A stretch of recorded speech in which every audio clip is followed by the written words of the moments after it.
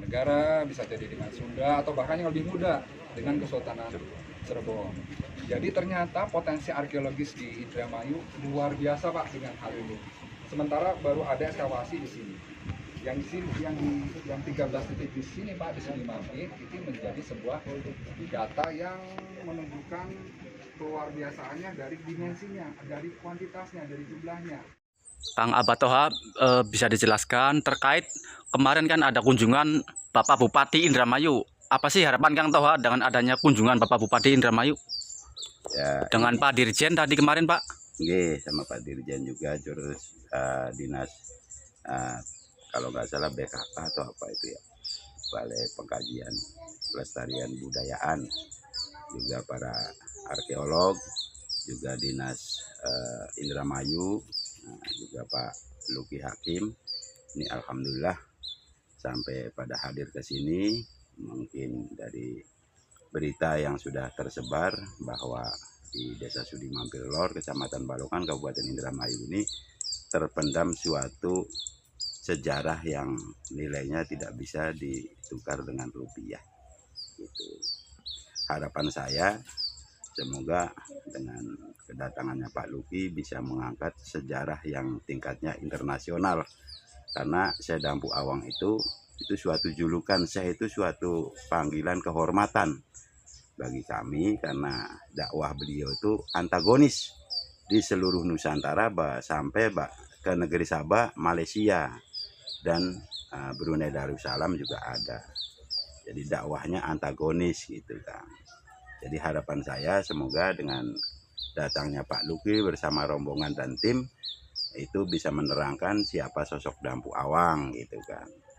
Jadi selain dakwah, beliau itu bukan hanya sekedar dakwah, tapi sampai ke perekonomian.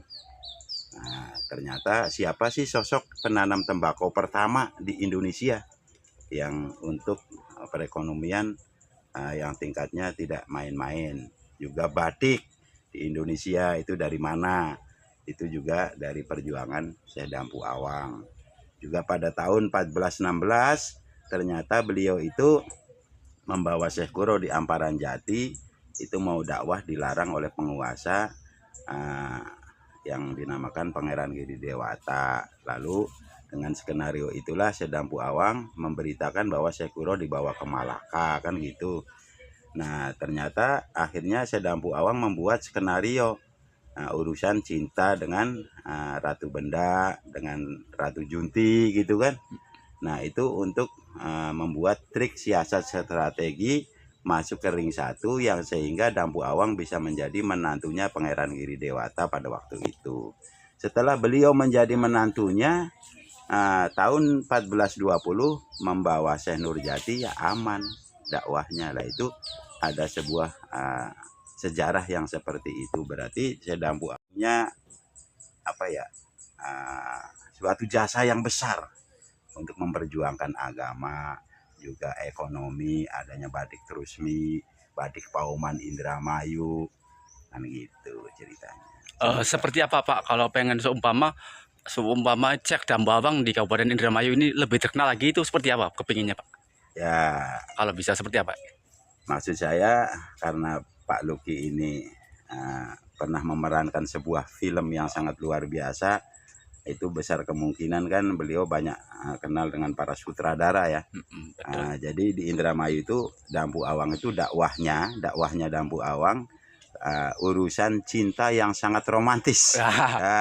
Cinta yang sangat romantis gitu. Berarti perlu dibikin film atau gimana nih Pak? Iya, bikin film supaya masyarakat luas yang kelasnya Indonesia dan internasional itu bisa mengetahui apa sih cinta itu kan gitu. Ada cinta yang terlarang, ada cinta yang bertepuk sebelah tangan.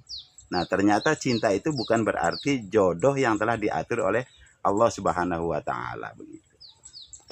Harapan kami. Alasannya apa Pak bisa pengennya diangkat ke film perfilman ini? Ya, alasannya seperti apa? Ini supaya masyarakat luas mengenal siapa sosok Dampu Awang yang sesungguhnya, gitu. Karena cinta itu anugerah gitu kan, dan tidak bisa dihukumi dengan hukum fikih dan hukum negara. Namun harus sadar bahwa cinta itu bukan berarti jodoh, kan begitu. Ya, terima kasih Pak.